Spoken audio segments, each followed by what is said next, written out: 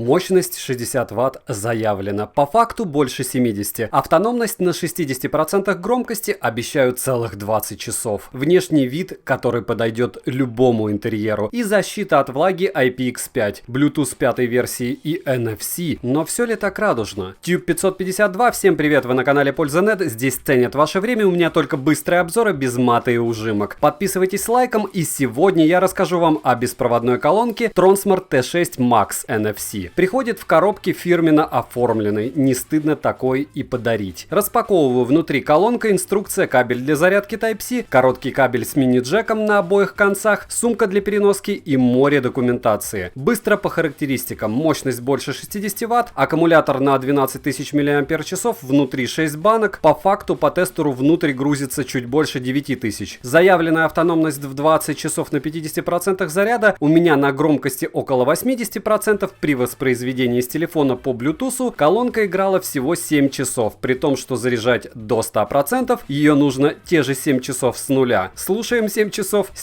заряжаем. Bluetooth 5 версии по моим тестам в лесу ловит на расстоянии 50 метров, через две стены в помещении бьет без проблем. Никаких обрывов и заиканий нет. На борту есть также модуль NFC для более быстрого сопряжения с устройствами. Защита от влаги IPX5, но учитывая ее габариты, вес и внешний вид, она точно не предназначена для переноски. Хотя если по комнатам носить, то может быть и пойдет. Звук в открытом пространстве размывается моментально. На максималках на расстоянии 10-15 метров громкости до максималках лично мне уже не хватало. Вес колонки около 2 кг, размеры 14 см по диаметру и 19,3 см в высоту. Колонка, как вы заметили, имеет форму цилиндра. Сделана она очень качественно. Цельнометаллическая нижняя половина обтянута тканью. На верхней части стеклянная панель с сенсорными кнопками и двухуровневой светодиодной подсветкой. По функциям можно запустить, остановить, переключить вперед или назад трек, увеличить или уменьшить громкость, воспользоваться голосовым поиском, активировать Bluetooth и быстро подключить устройство через NFC. Плюс при помощи центральной кнопки можно переключать эквалайзер. Дополнительно есть индикация работы синий диод и зарядки красный диод. Конечно же, есть громкая связь и такие средненькие микрофоны для нее. Все входы для кабелей находятся за резиновой заглушкой. Кнопка питания свободно нажимается прямо через заглушку. В основании стоит резиновая накладка для того, чтобы колонка не скользила. В колонке использованы одновременно 4 динамика по 10 Вт мощности плюс сабвуфер. Основную мощность обеспечивает именно он. Сабвуфер работает именно как сабвуфер, а не большой динамик. Кроме низких частот он ничего не воспроизводит. Bluetooth чип Actions ATC2819. Аудиочип с усилителем класса D Nuvoton NPCP 215 FA-OYX с поддержкой сабвуфера, конечно же. Он выдает по 10 Вт на динамике плюс 20 Вт на сабвуфер. По сабвуферу диаметр с подвесом составляет 7,5 см. Сам диффузор 4,5 см. Пассивных излучателей здесь 4 штуки. В колонке есть встроенный эквалайзер. Смена производится нажатием центральной кнопки. Стандартные настройки — это баланс, есть режим 3D, который по мне здесь самый оптимальный. Далее идет дебасс, хотя зачем он здесь лично мне непонятно. В колонке и так одни низкие. В колонке нет индикации режимов, в каком именно режиме находится сейчас колонка, не узнать визуально никак. Уровень заряда колонки никак не посмотреть, только в значке Bluetooth, в телефоне, допустим, или планшете. И только как заряд одной колонки. Колонки можно, как у всех Трonsмартов, цеплять в пару. Так вот, в этой паре будет виден заряд одной колонки, а не двух. По звучанию эта штуковина больше напоминает сабвуфер. На мой взгляд, слишком много басов. Частично спасает настройка эквалайзера, вариант для тех, кому больше в приоритете портативность, а не качество звука. По мне, при работе на проигрыш музыки появляется эффект металлической трубы, где от малейшего удара начинает все дребезжать. Любая поверхность, на которую вы устанавливаете данную колонку, начинает резонировать и добавлять дополнительные посторонние звуки. Единственное, можно поставить на кафель, но это совсем не смешно по мне. По цене она около $90 по ссылке в описании к видео с бесплатной доставкой. На сейлах народ покупал и за $75 и дешевле. Резюмирую. Колонка однозначно не про звук. Для фильмов и пьяного угара в помещении нормально, но слушать хоть что-то из попсы, классики или инструментального просто боль. За такие деньги такой портативной мощи в принципе нигде не купить. И внешний вид здесь огонь. И человеку неискушенному гипотетически она может подойти. Но да простит меня Tronsmart, который делает много хороших вещей про звук за копейки, эту колонку я советовать не могу. Другие колонки мне все по звуку нравились. Да и для прогулок колонка в 2 килограмма довольно странный выбор. Дополнительным минусом здесь идет, что мне не понравилось, как она звучит на открытых пространствах. Возможно, если бы я тестировал тестировал ее на эмоциях в первый день, мнение было бы другое. По факту эта колонка на руках у меня уже больше месяца. Если решите покупать, смотрите комментарии под обзорами. Своих денег колонка стоит, покупать ее не стоит. Напоминаю, на канале розыгрыш 5 фитнес-браслетов Mi Band 4 раз в месяц за лайк, подписку и комментарий. Пишем, что еще купить на обзор, ставим лайк за труды, девайс сюда или нет, Пользанет даст ответ. Добра и удачи вам, дорогие друзья!